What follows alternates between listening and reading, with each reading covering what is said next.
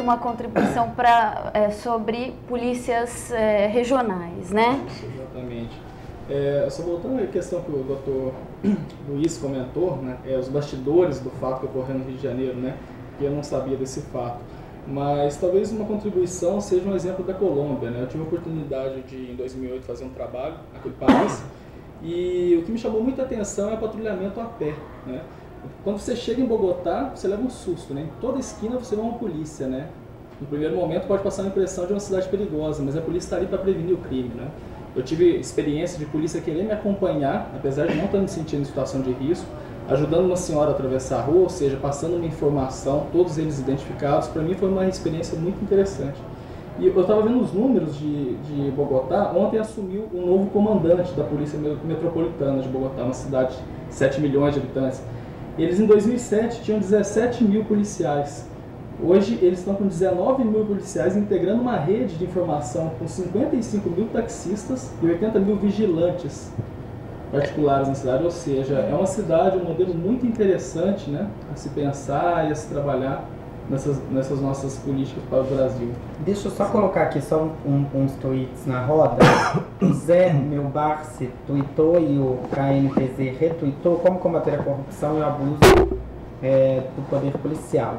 Ensino superior e maior salário, assim, quais seriam essas opções assim para você profissionalizar ou então transformar essa polícia, aperfeiçoá-la? A resposta sempre na segurança pública é múltipla. Você tem que mobilizar muitos fatores diferentes. Alguns já foram mencionados aqui. A Mariana falou da participação da sociedade, né, Mariana? A participação da sociedade é muito importante em vários sentidos, inclusive no controle externo do qual falara o Marcelo, Zé Marcelo.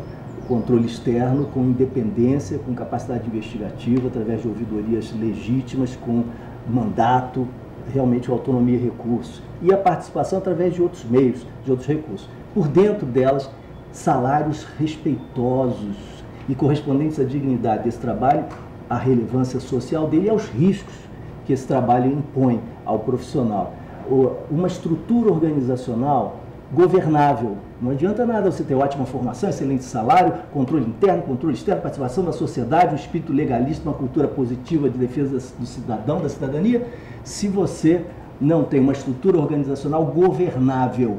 E as atuais estruturas organizacionais que são derivadas desse modelo de polícia são ingovernáveis, a não ser em casos excepcionais, em ilhas de excelência, em experimentos, como dizia o Marcelo, regionais, que são bem sucedidos. De uma maneira geral, as polícias são ingovernáveis, ou seja, você não tem como trabalhar em termos racionais, com dados, diagnósticos, planejamento, avaliação e correção a partir da avaliação, monitoramento corretivo, como a gente chama. Esse processo que está presente no trabalho de todo mundo, de todos nós, na universidade, no bar da esquina, na farmácia, no supermercado, no clube de futebol, em qualquer ambiente coletivo, é um trabalho coordenado que aprende com seus erros e os identifica. Nada disso é possível com a estrutura organizacional que é a nossa. Ela é refratária ao controle racional, ao controle democrático e à gestão racional. Por isso, nós somos reativos. Essa é a grande marca, né, das nossas polícias. Elas são reativas e não preventivas e não inteligentes. Não, sobre a experiência de Bogotá e o que ele estava falando do problema atual do conflito das duas polícias, acho que tem um terceiro elemento que é justamente as guardas municipais e a falta de regularização delas, então de padronização da ação do trabalho dessas guardas, que às vezes, muitas vezes, entra como um terceiro elemento de conflito com as outras duas forças policiais do Estado. E então que nós temos bons exemplos no Brasil e também, como ele ressaltou, no exterior, mas falta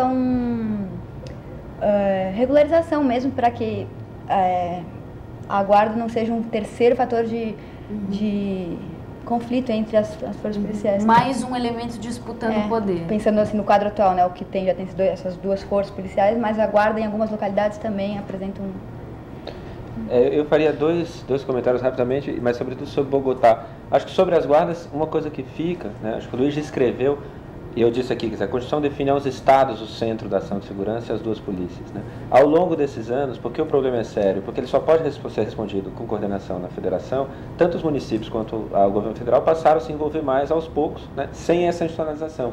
Então, acho que uma coisa fundamental para além das polícias é, como o Luiz já apontou, né, a constitucionalizar e institucionalizar esse envolvimento maior da União dos municípios com essa perspectiva de integração, de coerência na ação. Agora, Bogotá eu acho que é um caso interessante, nos permite aqui abrir, a gente abriu aqui de polícias para o sistema agora, mas acho que Bogotá abre de polícias para outras dimensões do trabalho de segurança pública. Quer dizer, né, a gente falou aqui da diferença de policiais entre 2007 e agora, né, mas Bogotá primeiro tem uma coisa fantástica que é de continuidade. Hoje você tem quase 20 anos de uma linha evolutiva de trabalho bastante contínua e bastante coerente em Bogotá, né? E segundo, se você for olhar para aquilo, como chamou a atenção do Eduardo, como sempre na segurança pública, respostas múltiplas, né? Um trabalho de qualificação da polícia, que lá é uma polícia nacional única, etc., facilita as coisas, né? Mas de qualificação, de capacidade de trabalho dela, de gestão aconteceu, né? Mas eles tiveram um trabalho de mapeamento, de investimento em informação muito grande, de monitoramento sistemático, regular da curva dos índices, não só geral, em cada área, onde é que está crescendo, onde é que está caindo, identificaram fatores. Então, por exemplo, desarmamento, né, e controle de venda de consumo de bebidas alcoólicas no momento de pico de epidemia de homicídios. São duas coisas que eles fizeram lá, que foram fatores que eles identificaram que estavam relacionados à epidemia de homicídios, atacaram aquilo, tem um papel. O sistema prisional, né, Bogotá tem a coisa de que a prefeitura pode investir na polícia, segurança que é diferente do Brasil. Foi qualificado, você tem hoje prisões de referência lá, etc.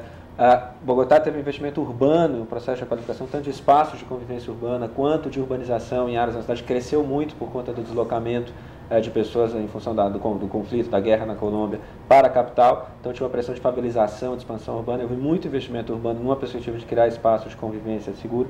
Convivência, né? Eles investiram numa coisa que eles chamavam de cultura cidadã, tem a ver aqui com o que a Mariana colocou do papel do cidadão em relação ao cumprimento da norma, né? A formulação sintética nós temos um divórcio entre a norma cultural e a norma legal no contexto de Bogotá, acho que vale para muitos lugares do Brasil, né? Então a norma legal diz uma coisa, mas a cultura diz outra coisa. Você fala, aqui não pode parar o carro, né? Você fala, mas para aí, por que não pode? A cultura te induz a fazer aquilo.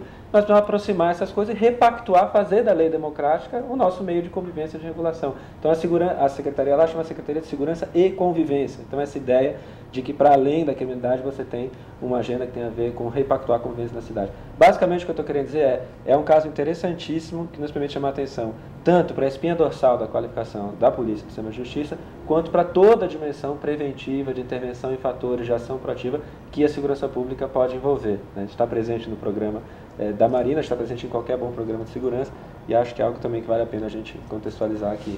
Deixa eu pegar um peixe aqui, porque o Álvaro Silva mandou uma pergunta. A situação carcerária no Brasil é um problema grave. Como agir para melhorar essa situação tão urgente e caótica? Eu acho que há 2 pontos aí. Primeiro, fazer cumprir a lei. A nossa lei não é perfeita, mas é respeitabilíssima, a LEP, Lei de Execuções Penais. Se a LEP fosse respeitada, nós teríamos o respeito aos presos e os presos cumpririam suas penas, suas sentenças, e não excedentes de sentença e excedentes de pena. Porque quando você condena alguém a tantos anos de privação de liberdade, você não está condenando simultaneamente a tuberculose, doenças sexualmente transmissíveis, torturas, humilhações, destruição psicológica, etc, etc, etc. Nem a humilhação das suas famílias. Essas sobrepenas, esses excedentes de pena, decorrem de crimes perpetrados pelo Estado, porque o Estado, quando não cumpre a lei, a transgride. Quem a transgride, age de forma criminosa. Então nós estamos falando de novo de responsabilidade do Estado. E as leis estão aí, nós não precisamos de mais leis, melhores leis, elas até sempre podem ser aperfeiçoadas, mas nesse caso isso já seria um avanço. Segundo ponto, parar com essa loucura, essa nossa obsessão pelo encarceramento, Carolina. O Brasil tem encarcerado celeremente quantidades crescentes de gente. E quem é que está sendo depositado nessas sucursais do inferno, que são as penitenciárias, as casas de detenção, às vezes as delegacias de polícia? Não somos os de classe média, não são os criminosos de colarinho branco. Em geral são pobres, jovens negros, moradores das periferias, das favelas, das comunidades. Por quê?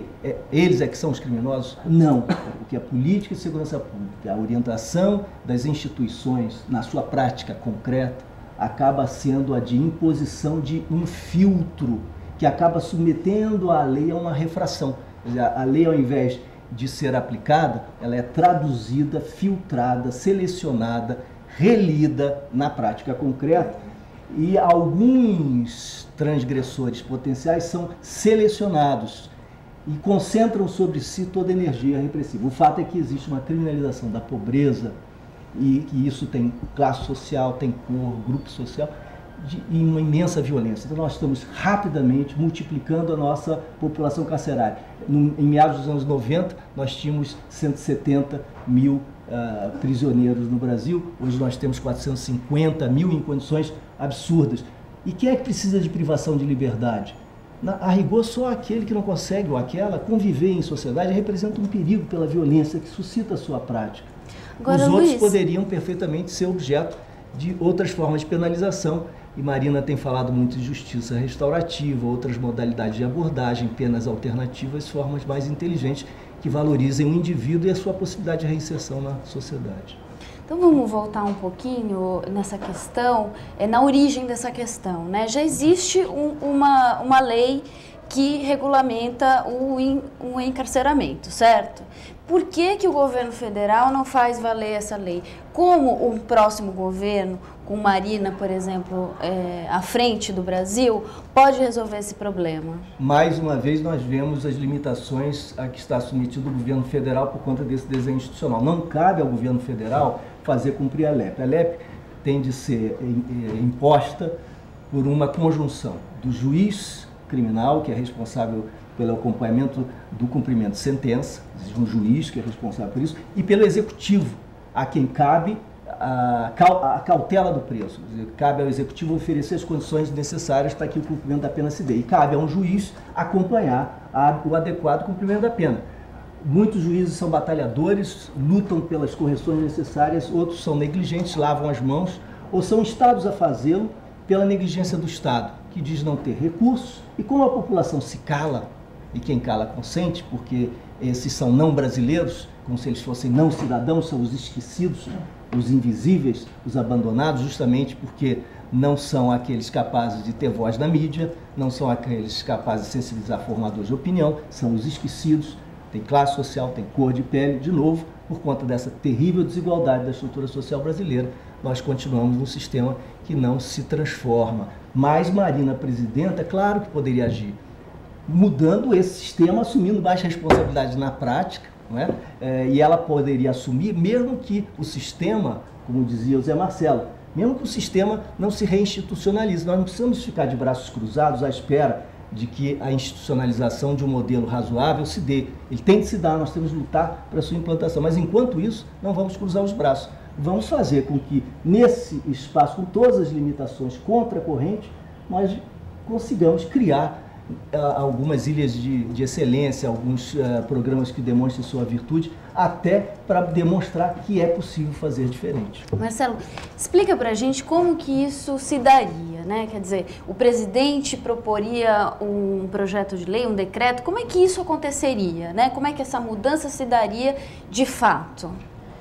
Olha, acho que primeiro, nesse caso específico, a gente, como já apontou o Luiz, está menos no âmbito da reforma legal, pelo menos do ponto de vista da execução penal, e mais no âmbito da gestão. Quer dizer, a lei de execuções penais, ele dá um norte excelente para a gente lidar com o problema do sistema penitenciário. A questão é, a nossa seriedade em relação àquilo. Quer dizer, tem um compromisso que é o Estado, na medida em que ele detém alguém, ele tem esse direito, se aquela pessoa cometeu um crime, mas se aquilo foi feito dentro do direito, ele tem a responsabilidade de corresponder aos direitos que aquela pessoa tem. Então, se ele não tem condições de prover isso, ele precisa criá-las, né? Ou seja, ao decidir que nós vamos prender tantas pessoas, porque essa é a política criminal, o mínimo que se espera é que o Estado vai ter que alocar os recursos necessários para executar a pena daquelas pessoas de maneira adequada. Então, em relação à prisão, né, a gente tem aqui uma questão de alocar o volume de recursos necessário e levar a sério o cumprimento da lei. E o levar a sério, acho que aqui cabe ao Estado, cabe à sociedade, quer dizer, tem o quem cala consciente também. Nós vamos entender que a pena se resume à privação de liberdade e que outros direitos têm que ser garantidos. Então,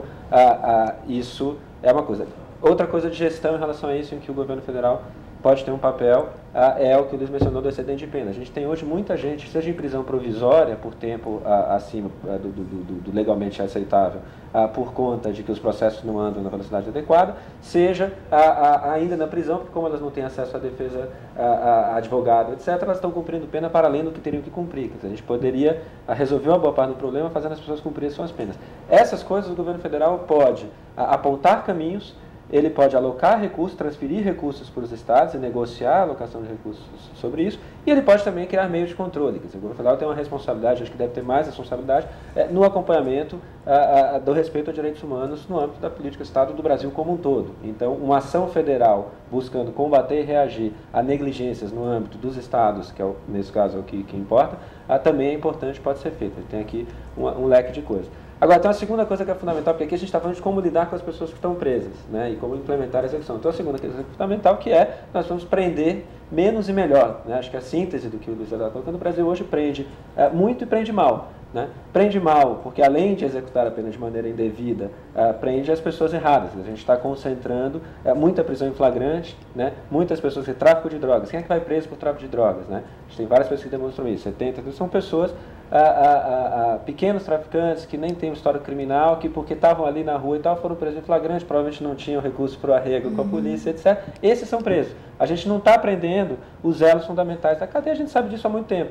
Né? E aí a gente renova isso o tempo inteiro. Quer dizer, diante da angústia de não resolver o problema, não temos que ser mais duros e tal. E aí nós somos mais duros de novo contra aqueles feitos pequenos, ficamos nesse círculo vicioso. Então aqui sim, mudança legislativa, né? Tirando do âmbito prisional, da prisão, situações de crimes de menor potencial ofensivo, e mesmo criminosos menores podem ser tratados e recuperados de outra maneira mais inteligente. Né? É algo que nos permite racionalizar a gestão do sistema. E focar os esforços nos criminosos, nos crimes mais sérios, é algo que o governo federal pode impulsionar, aí sim, tanto patrocinando projetos de lei, né, quanto protagonizando essa agenda no país. Acho que isso também é fundamental. Quer dizer, se trata de lidar melhor com a execução penal e prender menos nesse sentido e melhor no sentido que eu estou colocando aqui.